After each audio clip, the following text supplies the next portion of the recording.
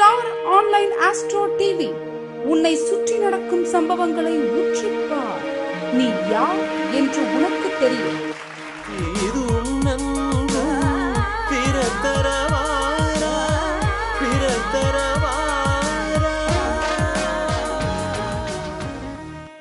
வாங்க, மரபணு ஜோதிடத்தின் மாண்புகளை அள்ளி கொடுக்க வருகிறார் மூத்த முன்னோடி சௌரி ஐயா அவர்கள். வாங்க ஐயா, அன்லிமிட்டெட் கால்ஸ். வாங்க வாங்க வாங்க. சகை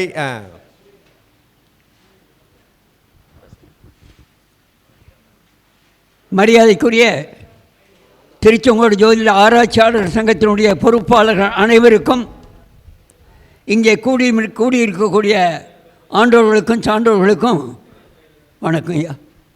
அடியனுடைய பணி கலந்த வணக்கத்தை முதலிலே தெரிவித்துக் கொள்கின்றேன். அன்லிமிட்டட்னு போன மாதமே சொன்னாங்க, ஆனால் 10 நிமிஷம் தான் பேசினேன். பேச முடியல. கருத்துக்கள் வேணும் அல்லவா?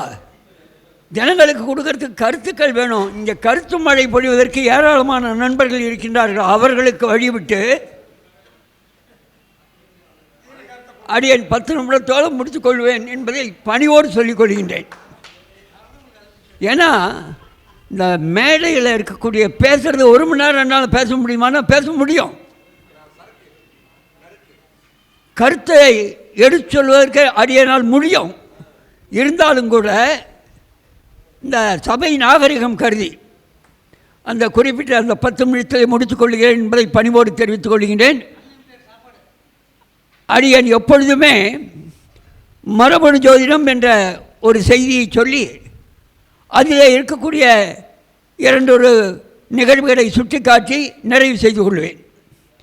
இன்றைக்கு மரியாதைக்குரிய சென்னையைச் சேர்ந்த விஷால் லோகேஸ்வரன் அவர்களுக்கு அடியனுடைய பணி கலந்த வணக்கத்தை இதன் மூலம் தெரிவித்துக் கொண்டு, அவரால் சொல்லப்பட்டிருக்கக்கூடிய அந்த 8வது கர்மப்பதிவாக விளங்கக்கூடிய ராகுனுடைய கர்மப்பதிவை வழங்கக்கூடிய நட்சத்திரங்கள் ஒரு 3 நட்சத்திரங்கள்: பூசம், விசாகம், சதயம்.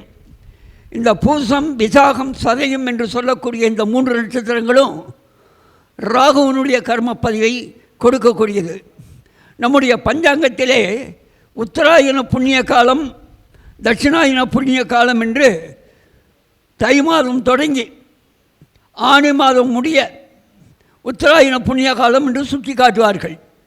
அதே நேரத்திலே ஆடி மாதம் தொடங்கி மார்கழி மாதம் முடிய இருக்கக்கூடிய அந்த மாதங்களை தட்சிணாயன புண்ணிய காலம் என்று குறிப்பிட்டிருக்கிறார்கள். அந்த ஆடி மாதத்திலே தான் நிறைய மாரியம்மன் கோயில்களிலே அலகு குத்துதல், தீச்சட்டி ஏந்துதல், இது போன்ற நிகழ்வுகள் எல்லாம் வேண்டுதலையாக நிறைவேற்றிக் கொள்வார்கள். அப்படி வேண்டுதலை நிறைவேற்றிக் கொள்ளக்கூடியவர்கள் பெரும்பாலும் ராகுனுடைய கர்ம பதிவை கொண்டவராக இருப்பார்கள்.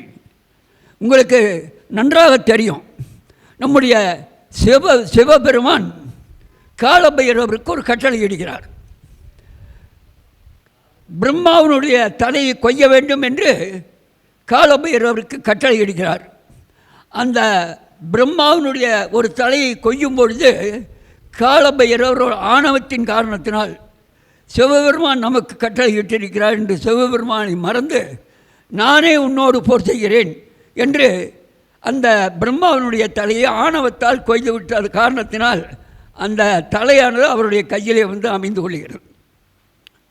இது சூட்சமமாக விளங்கக்கூடிய இறைவன்களுக்கே அந்த மாதிரின்னா மனிதர்களுக்கு எப்படிப்பட்ட ஒரு நிலை என்ற ஒரு செய்தியை சொல்ல வேண்டிய ஒரு கட்டாயத்தில் இருக்கின்றேன்.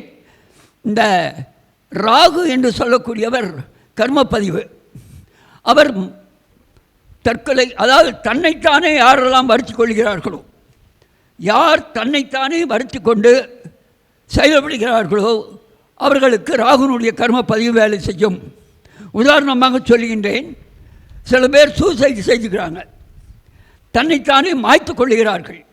அப்படி தன்னைத்தானே மாய்த்து கொள்ளக்கூடியவர்களுக்கு கூட இந்த பூசம், விசாகம், சதயம் என்று சொல்லக்கூடிய இந்த ராகுனுடைய கர்மப்பதிவானது அவர்களுக்கு வேலை செய்யும் என்று சொல்லிக்கொண்டு, நான் வேறொரு சந்தர்ப்பத்திலே ஓய்வாக இருக்கும் பொழுது, இந்த சபை ஓய்வாக இருக்கும் பொழுது என்னுடைய கருத்துக்களை நான் எடுத்து வைக்கிறேன் என்று சொல்லி நிறைவு செய்து கொள்கிறேன். வணக்கம், நன்றி.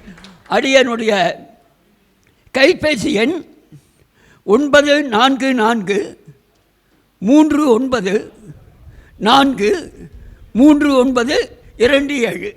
ஓகே, நன்றி, வணக்கம். சௌரியராஜன் ஐயாவுக்கு பொன்னாடை போர்த்தி சபை கௌரவம் செய்கிறது. ஒரு கைத்தட்டல். வாழ்க வளமுடன்.